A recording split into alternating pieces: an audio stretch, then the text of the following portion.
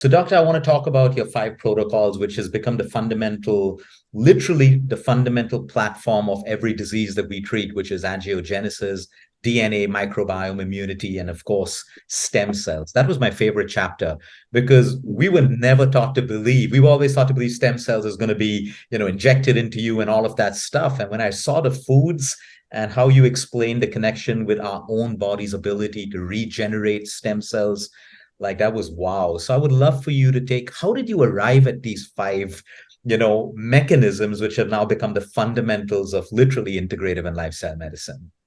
Okay, so these five systems that you're talking about, there are body's health defense systems. They're hardwired. This is how we are designed.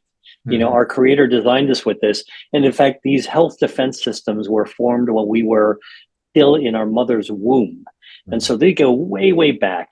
But I want to kind of tell you how I came at this. Yeah. So I went to medical school, and throughout my education, in which I learned almost nothing about nutrition and nothing about health, I was spent week after week after week being taught by my professors about disease.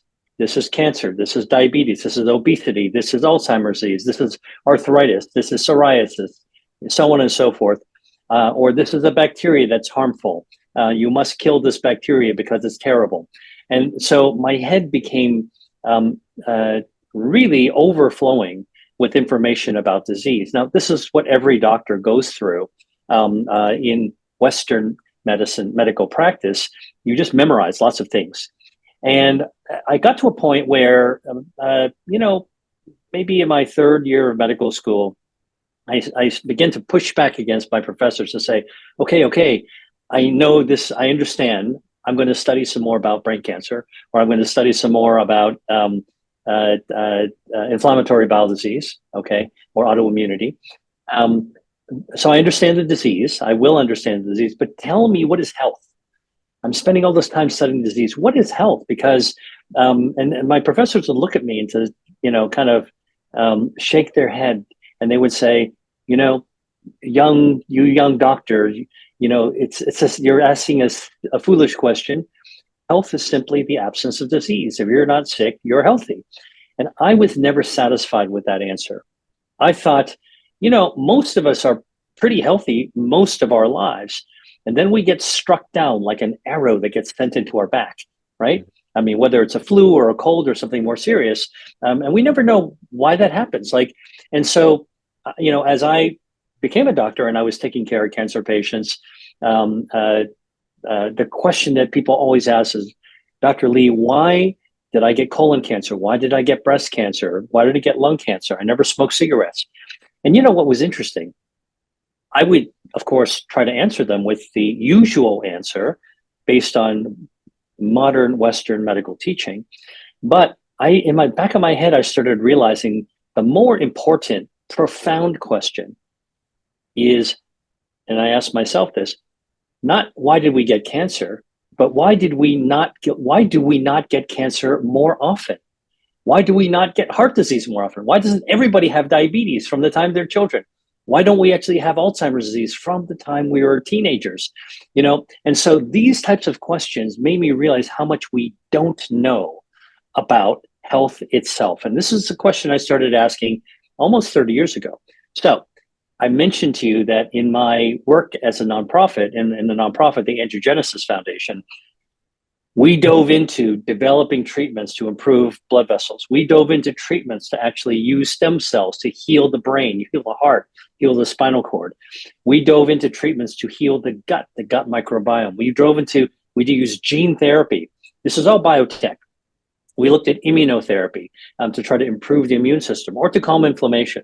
All of these things are, in some ways, they're all connected together for drug development. And I realized if you just flip the script away from looking at these systems as a problem of disease or a solution to disease, but you look at them from the other way, which is, what do these systems do for health? All of a sudden, it became crystal clear to me, Luke, that these five systems, angiogenesis, stem cells in our body, our gut microbiome, our DNA, our own genes and our immune system, which controls inflammation as well as defensive immunity, they defend our health. Our health is not just the absence of disease, it's the result of these 5 systems that are firing powerfully as hard as they can from the day we're born and doing this until we take our last breath.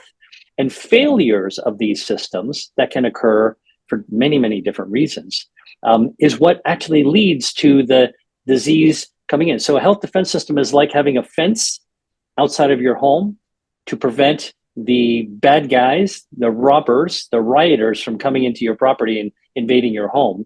When your fence is unlocked or weakened or comes down because a storm's blown down your fence, you become much more vulnerable to the attack. So health defense, like any other defense, is a shield. And what I realized is that with my work in drugs, we can certainly use drugs to treat these systems. But the remarkable thing is that foods contain natural substances. I think, if you look at Ayurvedic medicine, if you look at traditional Chinese medicine, other medicines of Southeast Asia, for example, they've known for years that foods have healthful properties.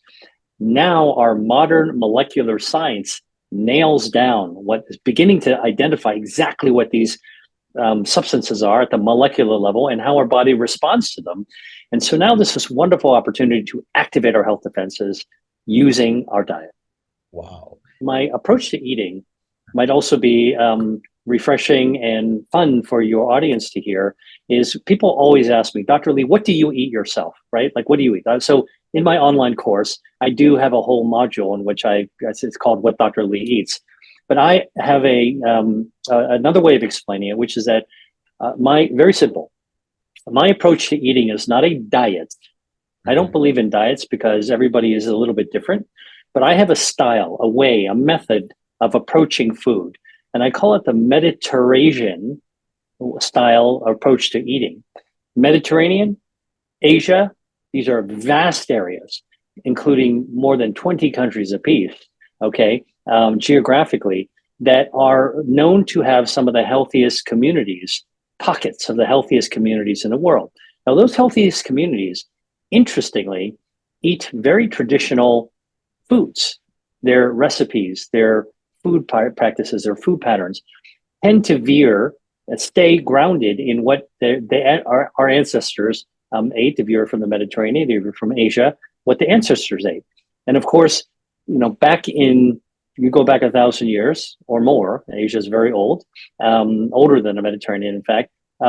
People learn from experience. And the combinations of things. So people now talk about, there's food inequities for healthy food. Poor people who are poor cannot afford the healthiest food. That's true in the West, more so in the West. Okay, but I can tell you, you go to some of the poorest areas of Asia, some of the poorest areas of Europe, in fact, in the Mediterranean, you go to Spain, you go to Italy, you go to Morocco, or you go to Egypt. There's a lot of people who do not make a lot of money. Okay. They go to their traditional recipes to have their whole grains, their spices, their seasonal available fruits and vegetables, and they cook them in very traditional ways. And it turns out we're discovering those are, in fact, some of the healthiest foods around. So I like to cook. I like to learn from the past, from the traditions. And I think that if we now spend time not just inventing new technologies for food, I think that I celebrate that as well. But I think there's something even more grounded that everyone can access if you go back to look at some of the old ways and to understand why they were actually so good for so long. Right. No, I appreciate that point. It was in the lockdown during the pandemic. I published a book called Back to Roots. And this was born out of the fact that I was called to evaluate a particular village in northern India, very poor village. And they were having issues with the kidney and liver. And so they figured like, hey, Luke, can you come and look at lifestyle and nutrition? And I came back learning that they were eating healthier than most other states. They were using moringa leaves. They had high iron, naturally cooking in iron, wood fire, sand. And I was like, there isn't a problem. The problem was finally determined with the water. the water supply, Interesting. the food. And then I realized that in some of the poorest villages across the country, exactly like you said, they're using traditional ways of cooking, utensils, and the simplest ingredients. The simplest ingredients. And today, that's what our richest clients are now eating. Literally. Yeah. It's a Well, and different. listen, I think that you're getting onto something that I'm very passionate about, which is that there's the food, there's a simplicity of traditional ingredients that grown, in the land around us, but also there is the way that we eat. Because in traditional societies, people don't grab something in a plastic bag that you throw on the street and then just run, while we're actually eating on the run, okay, in a car or whatever, bicycle, whatever you're actually doing. The reality is that traditional societies that eat this way, they eat with other people. We eat meals together. We celebrate the community. Our food is part of our humanity, part of our community.